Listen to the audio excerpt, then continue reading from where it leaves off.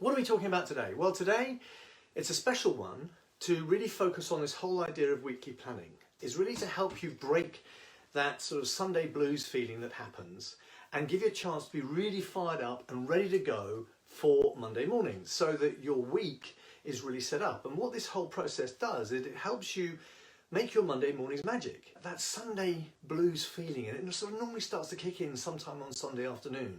And it's because you sort of, oh God, I'm worried about the week ahead. And it's always worrying about the future that hasn't happened yet. So it's worrying about something that hasn't happened yet, but it causes you that feeling of anxiety, concern, it causes a bit of stress. And it sometimes, that can really disrupt your Sunday night sleeps because you're sort of worried about things that are going to happen in the week ahead. So the idea of this process is to help you start taking control of your weeks so that when you are getting to Sunday, you can take a bit of time out to do your planning so you avoid getting those Sunday blues.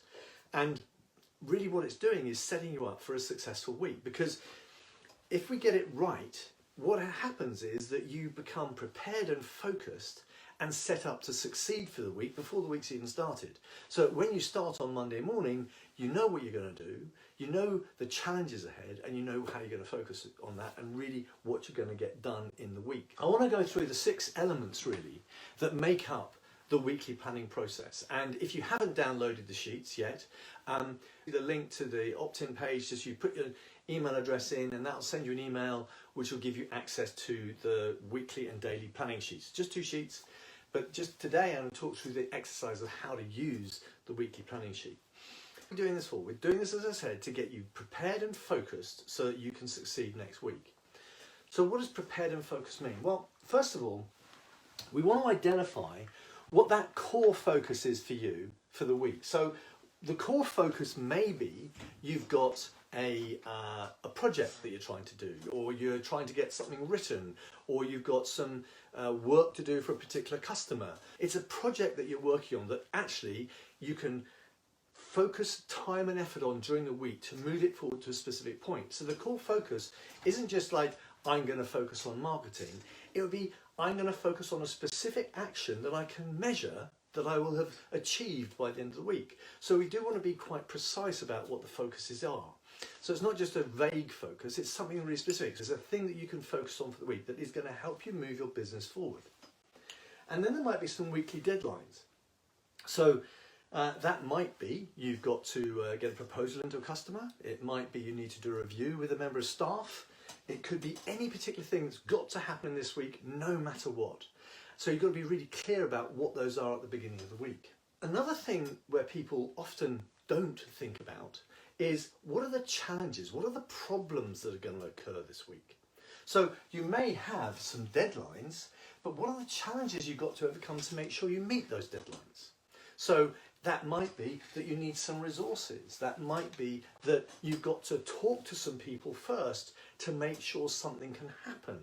But if you don't plan it at the beginning of the week and you don't set yourself up to succeed, then by the end of the week you'll be struggling to make something happen and you'll have to rely on other people to give you stuff. The earlier that you can get in the game and plan these things, the more likely you are going to succeed that week. And then the final part is really thinking about the key events that you've got in the week. But if we're working from home, we're taking the key events might not just be around business. The key events could be homeschooling. The key events could be a partner's birthday. The key events could be doing something with the children. The key events could be something that you've got to plan for during the week. We as a family are all doing lots and lots of online exercise. So those events go in the diary and everyone knows who's doing what, so we can make sure that the space is available and everyone can get their exercise done. So it's collaborating with your household, making sure that their needs and your needs are met, because in the end, no one's needs are going to be more important than each other. If you do that, you can run into problems. So it's actually making sure that you really understand all of the key events that are going on around you, so that you can adapt and change and collaborate with the people around you to really make them work. And then when you actually look at the sheet, see lots of things are blocked out and set times for different things to be done. But there's a really important thing that I include, and that's buffer, B-U-F-F-E-R, buffer time. I've met lots of clients who filled up their day and it's all full of stuff and there's no gaps in between the actions they're going to take or the things they're committing to do. And we all know that if you have a list of things to do and you block it all out in the day and there's no spaces, then you're setting yourself up to fail, not to succeed. Because something will happen that will mean that you will have to either stop doing something to take an urgent phone call, to deal with an issue or a crisis, and then you're going to have to get back to it. But if you haven't got any spare time in your day, or if you haven't allowed for any spare time in your day, you're going to be playing catch up for the rest of the day. So as you plan your day, what you need to do is include buffer time. So if you've got a call at 9 o'clock and it's going to go for 15 minutes, maybe you put a 10-minute buffer in there. And that 10-minute buffer allows you to finish the call, make the notes, and prepare yourself for the next thing that's going to happen. If you're blocking time together for events during the week, try and put similar types of events together so that you have a similar mindset. Because if your mindset is set up to do creative stuff, for example, so I do a lot of writing of emails and blogs and posts and videos, so I try and put all that creative time at one time. So I do all those creative things at one point before I move on to something like, making calls or sending out invoices or doing something, so it might be like a bit of admin.